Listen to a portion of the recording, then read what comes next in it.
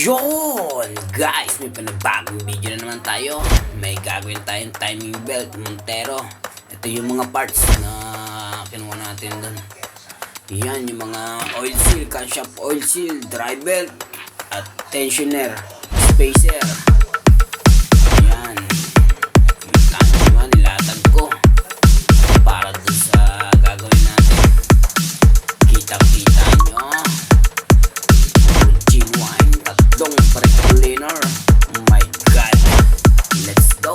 Kunin natin muna ang unit dun sa kabilang way.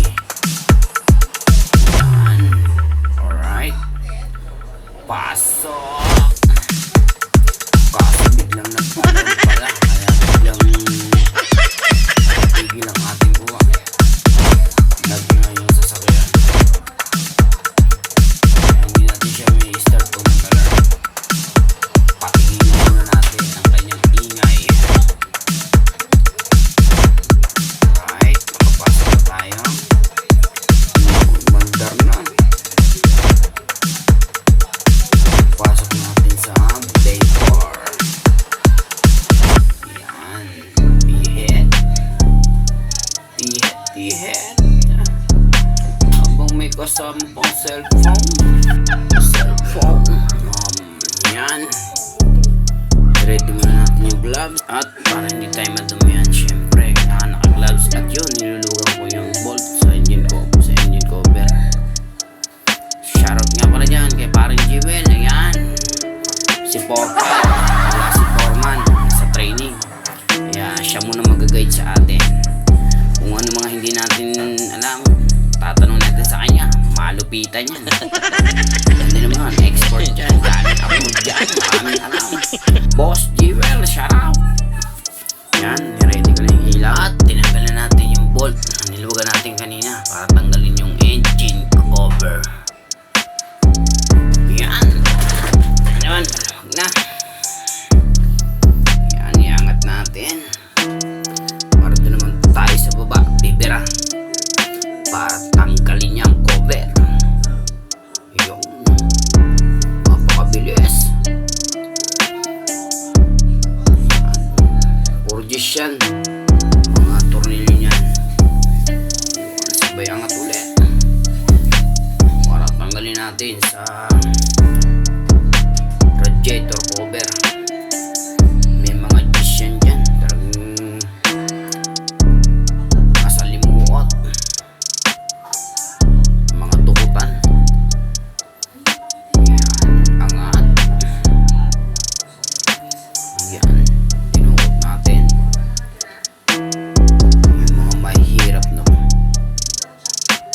pinasukan ng mga gis na yan. Kailangan talaga mahaba ang iyong pasensya.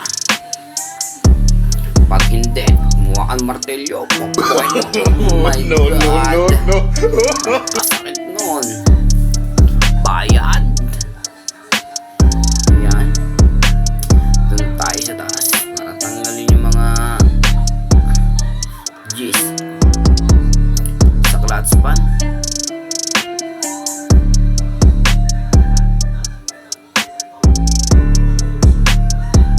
Apat na gis yun dyan. Medyo talagang mapapalaban ka. Yan, luwan ko muna yung tensioner dun sa may compressor. Yan, habang kinakwentuhan pala ako ni Boss Jewel dyan sa side view. Talaga naman napapangiti ako. Kinakwentuhan ba naman akong kwentong barbero? Oh my God.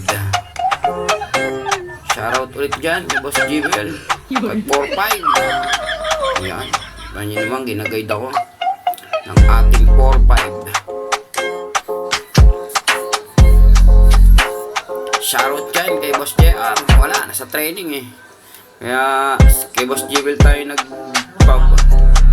nag-guide muna. Yan.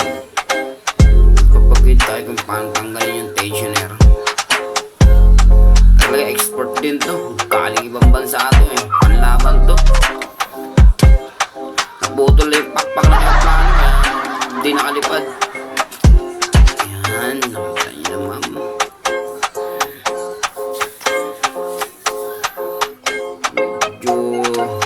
ka lang talaga. Ayan. Duro ko. Mga kaibigan. Dapat ganyan. Habang may ginagawa, naka-smile lang. Para hindi laging stress sa buhay. Kahit problemado, smile lang. Yan, nakita nyo naman guys. Tanggalin natin yung fan blade. Medyo yung cover na medyo masalimuot talaga. Maraming tatanggalin. Halos dyan tayo nagbabad.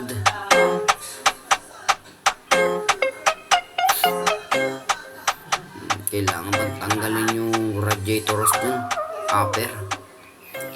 Yan o. Meron panjis dun sa gitna. Talagang kahit masakit, mag-smile ka lang, okay na. Oh my God. Yan. Ito nyo na, pinipilit ko iangat yung cover. Naiangat na. Ayun, tanggal na yung dry belt. Yan. Dry belt dyan. Yan, dalawang belt nya. Sa suppressor. Isa sa steering.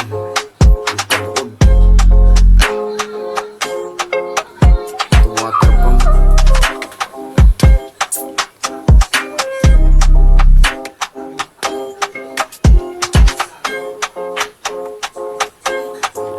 Kita nyo naman, may himulmul na yung lumang dry belt. Pag nagpapalit kami dito, 100k bago palitan. Yan, nakita nyo naman yung laman loob ng timing belt. Tinanggal na natin yung cover. Balit dalawa din guys yung belt nya. Camshaft tsaka sa balancer. Yan. Kailangan guys, bago nyo tanggalin dito yung timing belt, kailangan nakasentro lahat ng mark para hindi tayo maglugaw kung sakaling tumuod. Pero wag naman sana. Kung tayo sa tamang procedure, kailangan nakasentro lahat bago nyo tanggalin. Wag tayo maglulugaw. Oh my God. Tayo naman, yan. Natanggal na natin isang timing belt.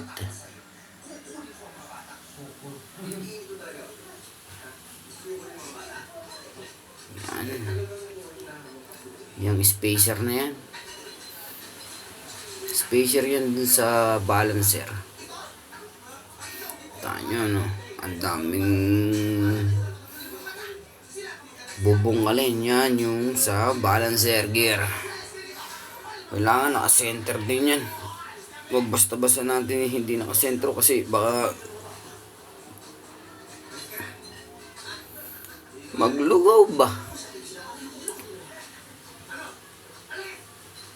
Yan. Bago natin salpak yan, napalitan na natin ng oil seal. Yun.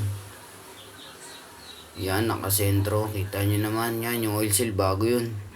Hindi natin pinakita sa video kung paano tanggalin. Yung camshaft, pinalitan din natin. At yung crankshaft. Bali, 4 na oil seal. Yun, nakita nyo naman. Sinot ko. Hindi naman kayo maliligaw dyan kasi may half moon yan. Half, yan, yung camshaft. 3 Gs.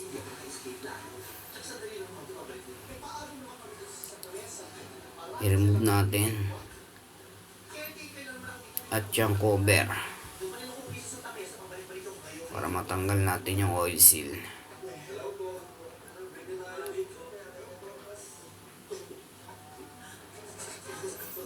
Yun. Ito nyo naman. Nakabit ko na yung bagong camshaft. Yan. Hindi ko na pinakita kung paano i-shoot. Hindi natin nakuha na ng video. Pati sa crankshaft. Yan. Ang dami nating camera. Meron din sa ilalim. Yan. Yung ilaw natin nakakasira ng pagkapogi. Oh my God! Ayan. Ayan, napalitan na natin ng mga idler. Ayan, yung dalawa. Nakasalpak na yung mga... Ayan, nakamark na. Naka-timing na. Iikot na lang natin mamaya yan. Ayan, nakasentro lahat. At walang sasobra dyan, isang ngipin. Nako, palyado. Pag hindi palyado, tukod. Oh my God. Yan. Alright, balik na natin yung timing belt cover. At sabay natin ibitan ng crankshaft pulley. Bale, pinalawagan muna natin itong pagitan ng transmission at makina. May cover yan dyan. Pinatanggal natin para makalangan natin sa flywheel. At may pitang niyang crankshaft pulley bolt. Yan, shoutout para kay Boss Anar. Ang pogi sa aming lahat. Yan, pa-smile-smile lang. Malupiton, Boss Anar. Yan.